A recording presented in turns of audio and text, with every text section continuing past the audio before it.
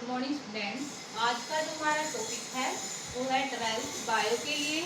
Topic अपना रहेगा theory of inheritance and variation, यानी वंशागति और विविधता के सिद्धांत। और इसका पार्ट नंबर आज अपन पढ़ेंगे 29 नंबर, ठीक है। और सब्जेक्ट अपना रहेगा जूलॉजी। आज अपने पढ़ेंगे इस टॉपिक के अंदर law of Mendel law of inheritance, ठीक है। मेंडल की वंशागति के नियम।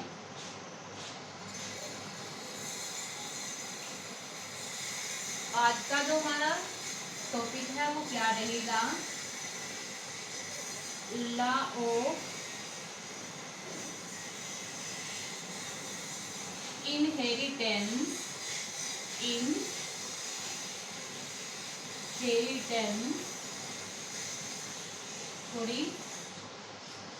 Mendel law of inheritance.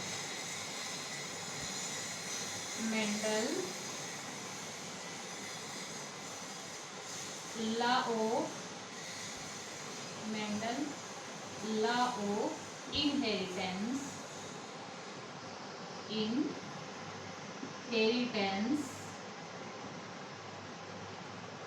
यानी मेंडल की वंशागति के नियम। मेंडल की वंशागति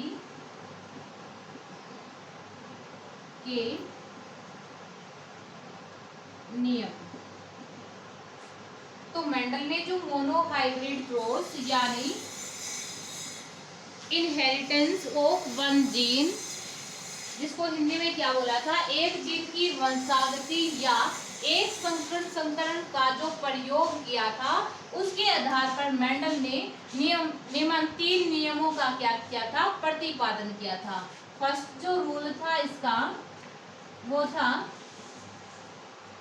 law of one character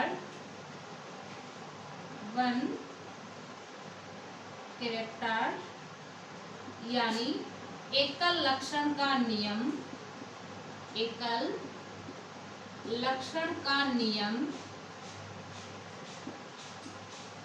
second है लॉ ऑफ डोमिनेंस।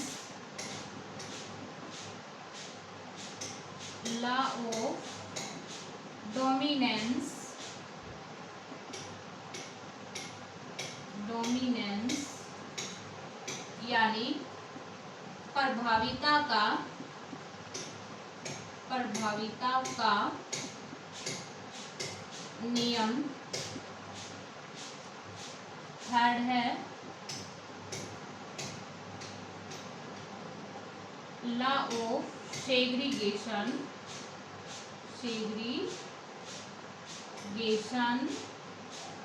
यानी युग्मकों की शुद्धता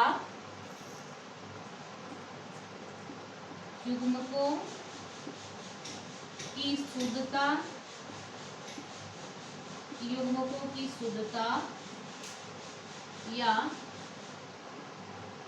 विसंयोजन या पृथक्करण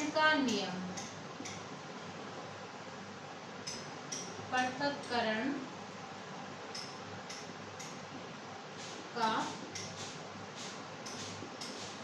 नियम। तो मेंडल ने जो मोनोहाइब्रिड क्रॉस या फिर एक जीन की वंशागति के आधार पर निम्न 3 नियमों का प्रतिपादन किया था। फर्स्ट था लॉ ऑफ वन हेरिटेंस यानी एक लक्षण का नियम। सेकंड था लॉ ऑफ डोमिनेंस यानी प्रभाविता का नियम। और थर्ड क्या था, लॉ ऑफ सेग्रीगेशन यानी युग्मकों की शुद्धता या विसंयोजन या पृथक्करण का नियम जिसे बोलते हैं। तो ये मोनोहाइब्रिड क्रॉस के आधार पर उन्होंने 3 नियम का प्रतिपादन किया था। तो फर्स्ट क्या था कि सजीवों का जो प्रत्येक लक्षण है, फर्स्ट कौन सा रूल है अपना, एक लक्षण का नियम। सजीवों का जो प्रत्येक लक्षण होता है वो एक जोड़ी कारकों के द्वारा नियंत्रित होता है। ध्यान रखिएगा, सजीवों का प्रत्येक जो लक्षण होता है, इसका सजीवों का जो प्रत्येक लक्षण होता है, प्रत्येक लक्षण यानी प्रत्येक जो करैक्टर होता है वो एक जोड़ी कारकों के द्वारा नियंत्रित होता है। किसके द्वारा होता है? एक जोड़ी कारकों के द्वारा नियंत्रित होता है। एक जोड़ी कारकों के द्वारा क्या होता है? नियंत्रित होता है। ये जो कारक होते हैं ये युग्म के रूप में होते हैं, यानी पेयर के रूप में होते हैं। इनमें से एक जो कारक होता है वो मात्रिक होता है और एक कारक होता है वो क्या होता है? पैतृक होता है। यानी एक कारक क्या होगा? मेंटल होगा और एक जो कारक होता है वो क्या होता है? पिता यानी फादर का होता है। ठीक है, एक कारक जिनमें से क्या होगा? पैतृक होता है हमेशा। एक कारक हमेशा क्या होता है? पैतृक होता है और दूसरा कारक क्या होता है? हमेशा मात्रिक होता है। ठीक है, ये था उसका पहला नियम। कौन सा? एक लक्षण का नियम। सेकंड है लॉ ऑफ डोमिनेंस यानी प्रभाविता का नियम। तो प्रभाविता के नियम के अंदर मेंडल ने क्या कहा था कि जब एक जोड़ी विपर्यासी लक्षणों वाले शुद्ध जनकों के मध्य, किसके मध्य? जब एक जोड़ी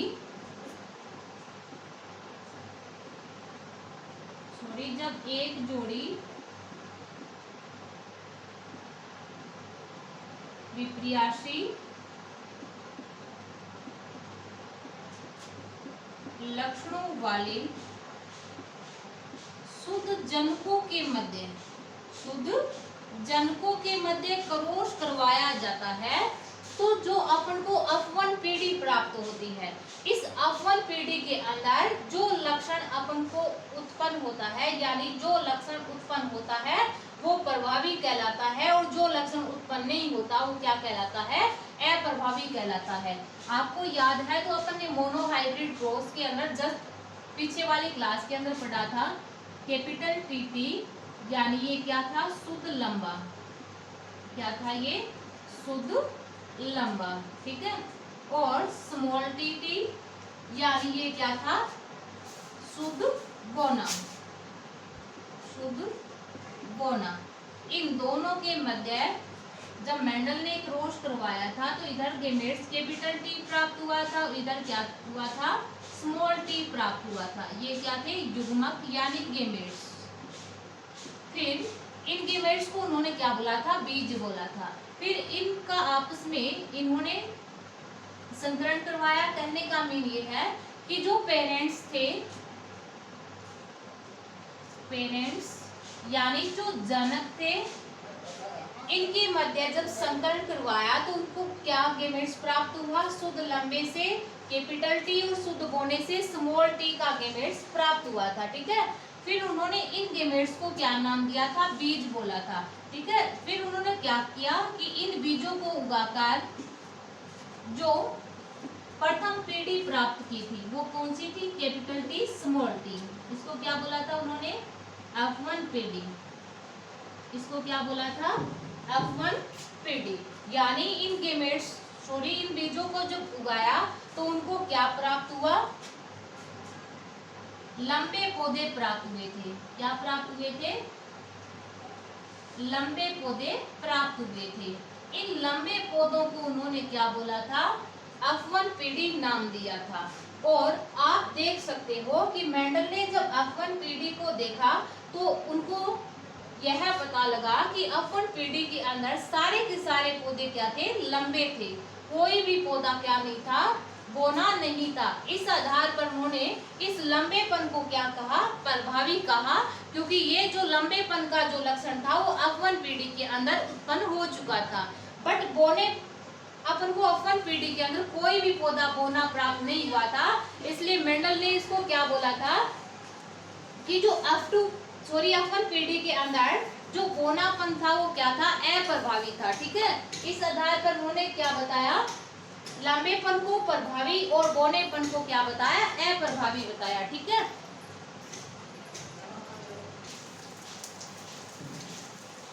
तो थर्ड अपन बात करते हैं लॉ ऑफ सेग्रीगेशन यानी युग्मकों की शुद्धता, विसंयोजन या पृथक्करण के नियम की।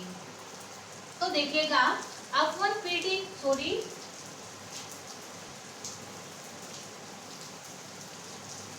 अपवन पीढ़ी की विषम युग्मजीय संपत्ति के अंदर एक कारक प्रभावी तथा दूसरा कारक अप्रभावी, जीवन भर दोनों क्या रहते हैं, साथ साथ रहते हैं, परंतु एक दूसरे को संदूषित नहीं करते।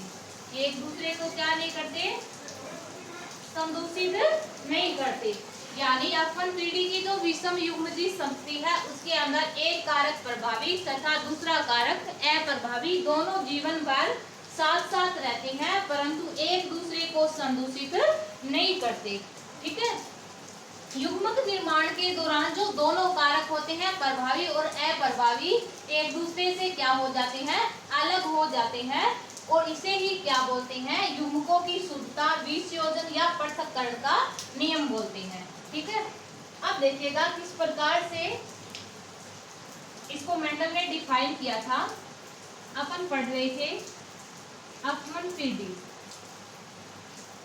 मोनोहाइब्रिड ग्रोथ, जिसके अंदर ये क्या थे, जनक यानी पेरेंट, ये कैपिटल टी थी, ये क्या था, शुद्ध लंबा, क्या था, शुद्ध लंबा। इधर स्मॉल टी थी, ये क्या था, शुद्ध बोना, ये क्या था, शुद्ध बोना। ठीक है। इनके मध्य क्रॉस करवाया तो उसको गेमेट्स कैपिटल टी और इससे क्या प्राप्त हुआ, स्मॉल टी। ठीक है। अब देखिएगा इन दोनों के मध्य करवाया तो उनको क्या प्राप्त हुआ, लंबे पौधे प्राप्त हुए थे। ठीक है। लंबे पौधे प्राप्त हुए थे और इस पीढ़ी को क्या बोला था, अपवन पीढ़ी। ठीक है। अपवन पीढ़ी के ये क्या है, विषम युग्मजीय संपत्ति, यानी एक कारक इसमें लंबा प्रभावी है, दूसरा कारक स्मॉल टी यानी क्या है, अप्रभावी। ठीक है। ये दोनों जीवन भर साथ साथ रहेंगे, लेकिन आप देखिएगा युग्मक निर्माण के दौरान ये दोनों पृथक होंगे। ये अपवन जनरेशन है। ठीक है। अब देखिएगा किस प्रकार से पृथक होंगे। इधर capital T small T,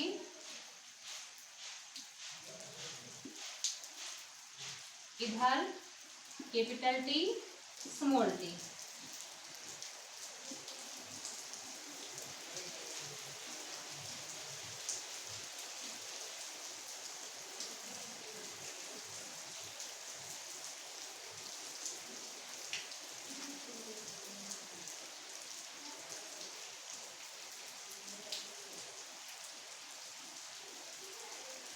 capital T, इधर क्या लिख सकते हैं, स्मॉल टी।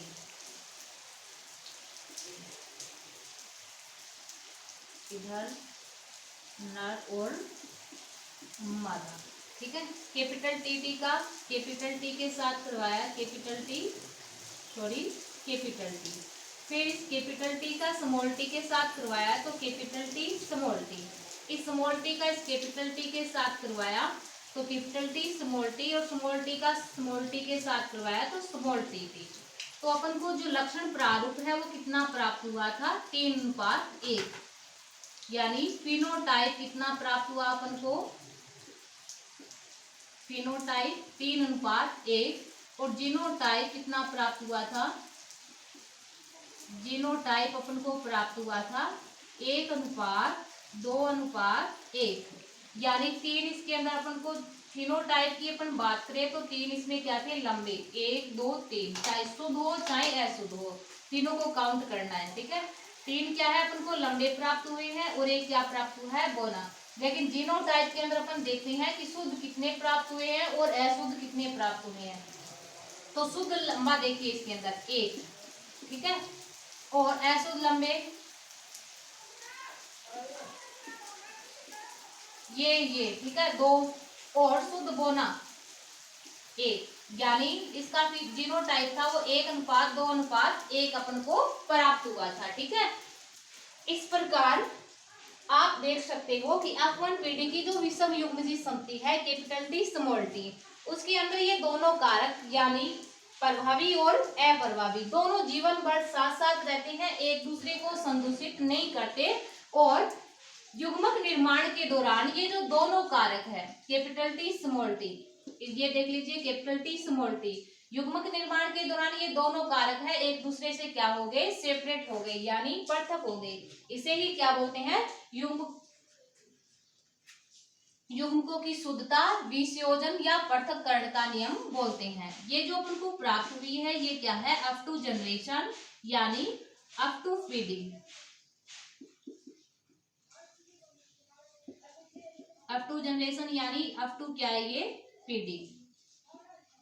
तो इस प्रकार मेंडल ने मोनोहाइब्रिड क्रॉस के आधार पर 3 लॉ दिए थे। First law of one character यानी एक लक्षण का नियम, सेकंड लॉ ऑफ डोमिनेंस यानी प्रभाविता का नियम, थर्ड लॉ ऑफ सेग्रीगेशन यानी युग्मकों की शुद्धता, पृथक्करण या विसंयोजन का नियम। ठीक है, इसी के साथ मेंडल लॉ ऑफ इनहेरिटेंस यानी मेंडल की वंशागति के जो नियम थे तीनों के तीनों वो कंप्लीट होते हैं। आगे अपन पढ़ते हैं टेस्ट क्रॉस और बैक क्रॉस।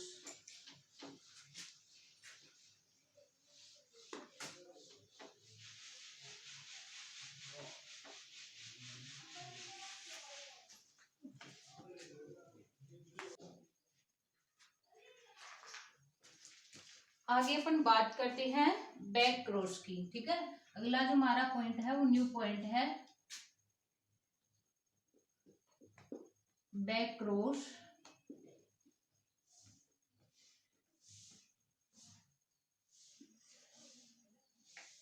बैक क्रॉस यानी संकर पूर्वज संकरण, संकर पूर्वज संकरण।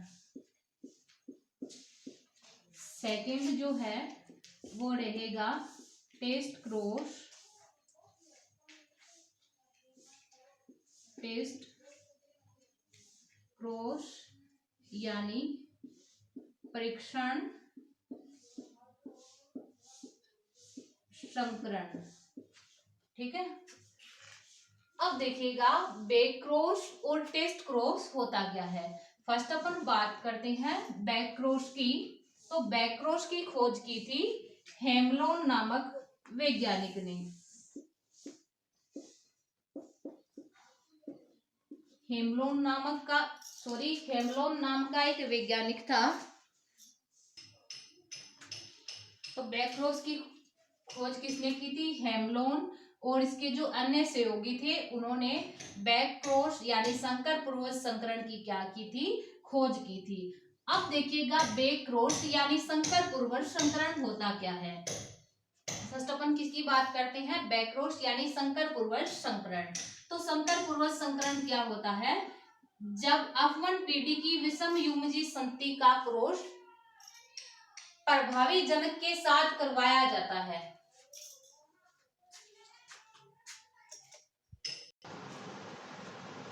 तो बैक क्रॉस को किस प्रकार से डिफाइन करेंगे, जब F1PD की विषम युग्मजीय संति का क्रॉस प्रभावी जनक के साथ करवाया जाता है तो उसको क्या बोलते हैं, संकर पूर्वज संकरण यानी बैक क्रॉस कहा जाता है।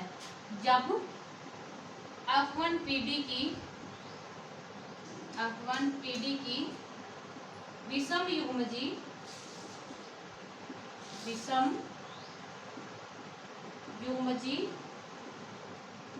संतति का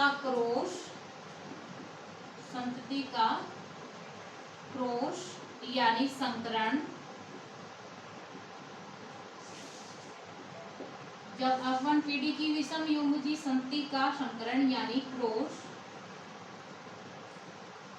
प्रभावी जनक के साथ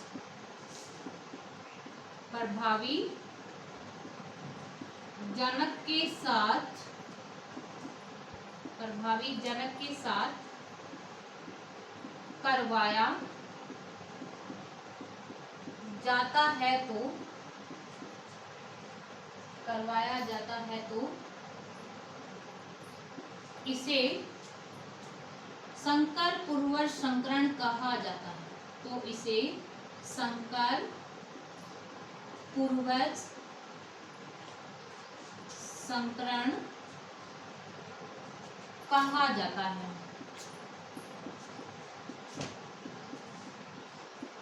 आप सभी जानते हो F1 पीढ़ी की जो विषम युग्मजी संगति है वो क्या रहेगी, कैपिटल टी स्मॉल टी।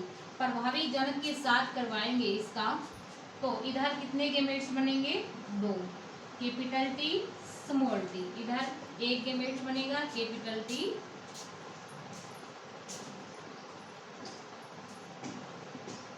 युग्मक, इसका इसके साथ करवाएंगे तो कैपिटल टी, ठीक है।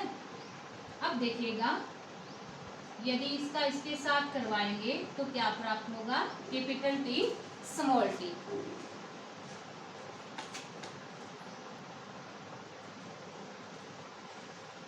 तो इस प्रकार ये कौन सा है, प्रभावी जनक, प्रभावी जनक, ठीक है। ये क्या है, F1 पीढ़ी की क्या है, विषम युग्मजी संगति, ठीक है। तो इस प्रकार F1 पीढ़ी की इस विषम युग्मजी संगति का क्रॉस प्रभावी जनक के साथ करवाया जाता है, तो अपन को एक क्या प्राप्त होता है, शुद्ध लंबा पौधा प्राप्त होता है, शुद्ध लंबा। और एक क्या प्राप्त होता है, अशुद्ध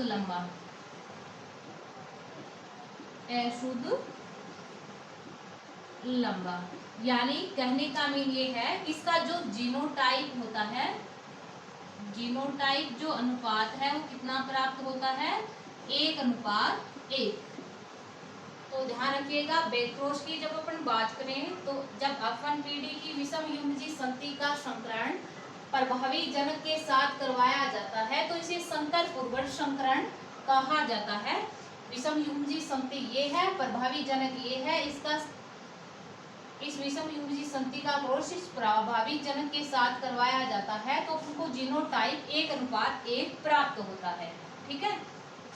अब अपन बात करते हैं टेस्ट क्रॉस यानी परीक्षण संकरण की।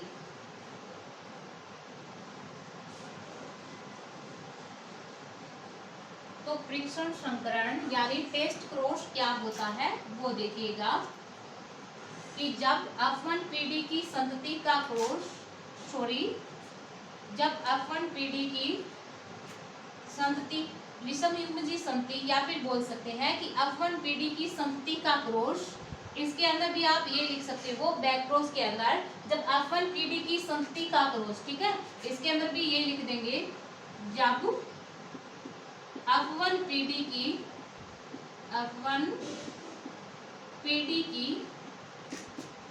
संतति का क्रॉस, यानी संकरण, F1 पीढ़ी की संतति का क्रॉस अप्रभावी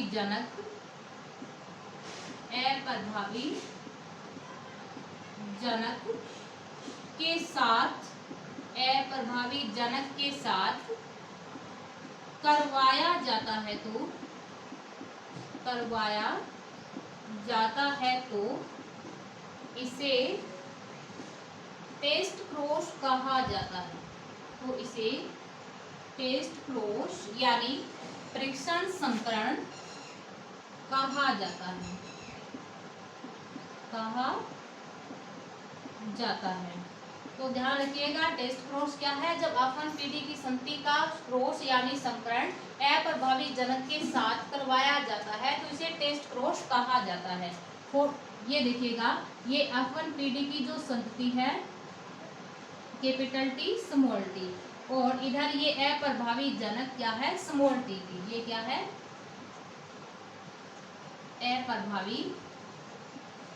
अप्रभावी जनक, ठीक है। इधर कितने गैमेट्स बनेंगे, 2, कैपिटल टी स्मॉल टी, इधर 1,